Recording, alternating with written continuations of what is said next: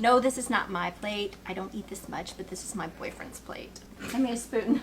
What'd you give me this little bitty rinky-dink spoon for? This is how I was taught to eat it, with a cracker and your favorite hot sauce.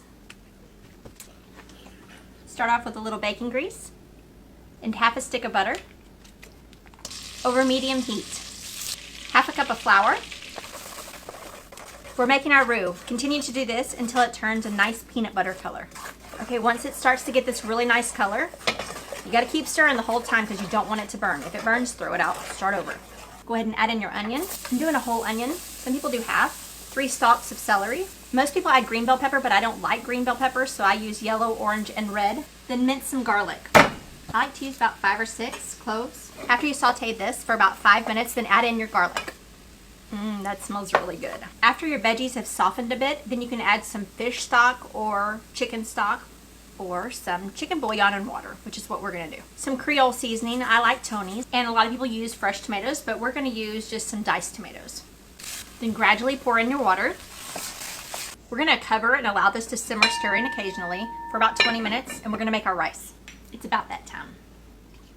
Cheers. Remember to stir it because you don't want it to stick to the bottom. Give it a little taste test to determine if you need any more seasoning. That's pretty good, but I am gonna add a little bit more garlic. If it's too thick, add a little bit more broth or water.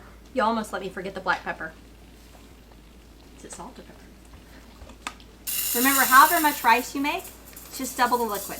As usual, we're gonna add a little bit of butter, a little bit of EVOO, some garlic, chicken bouillon, and a little bit of Tony's. Usually we would use our leftover crawfish tails from a crawfish boil and fresh shrimp, or not cooked shrimp, but I'm working with what I got in the kitchen, okay? So add your crawfish meat in.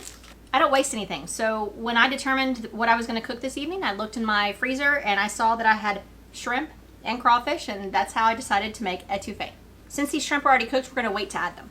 Being an 8th generation Texan, Louisiana and all the Cajun food, Mexico, all the Tex-Mex food has really influenced the way that my family learned to cook. Before I forget, I really want to thank y'all. I am almost at 500,000 followers. We're gonna add our shrimp. This is frozen, it's fine. I've already taste tested it like, I don't know, 30 times. My grandmother would be so proud. And my grandfather, they lived in Houston, so they didn't have a really large backyard, but he would grow peppers all in his backyard. And he used to make his own pepper sauce, and it was set at the table.